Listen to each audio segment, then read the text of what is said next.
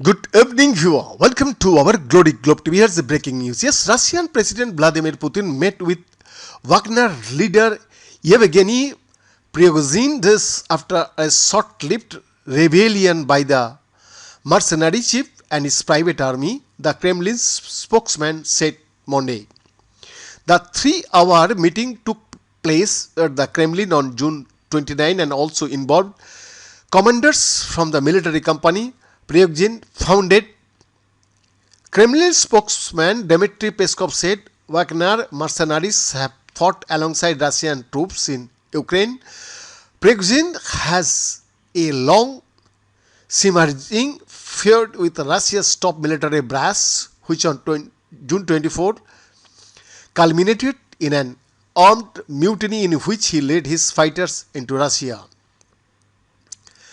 Prigozhin ended the mutiny after a deal was brokered for him to be exiled to Belarus. The confirmation of a face-to-face meeting with Putin, who branded Prigozhin as a backstabbing traitor, adds a new twist to the uncertainty surrounding the mercenary chief, whose fate and whereabouts have been unknown since the Abortive mutiny.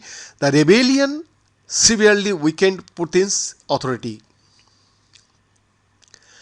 Peskov said that during the June 29 meeting, Putin offered an assessment of Wagner's action on the battlefield in Ukraine, and of the events of June 24, the president also listened to the explanation of the commanders and offered them options for further employment and further use in combat. The Kremlin spokesman said the commanders themselves presented their version of what happened.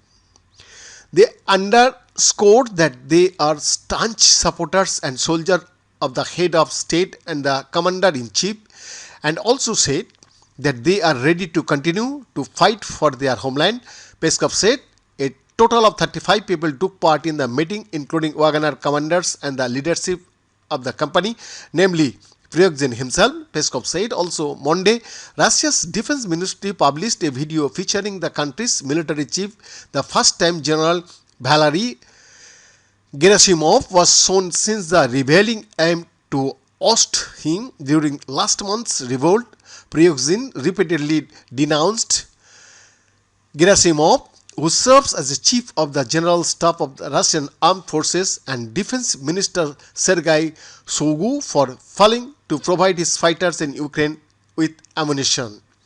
Monday's updates appear to be an attempt by Moscow to take control of the narrative after a turbulent period. Meanwhile, a Russian airstrike on a school in southern Ukraine killed 4 adults as people gathered to receive humanitarian aid. The governor of Ukraine's Zaporizhzhia region said Monday, branding the incidents a war crime. 3 women and a man, all in their 40s, died in Sunday's attacks in the town of Orikhiv, Gov. Yuri Malasko said.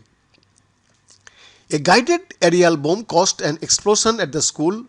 Malasako said without providing evidence, 11 other people were wounded in the attack. He said overall, Russia fired on 10 settlements in the province over the course of a day. He said Moscow denies it targets civilian locations. Russia has been accused numerous times of doing so and committing other war crimes since its full-scale invasion of neighboring Ukraine in February 2022. Beyond the report.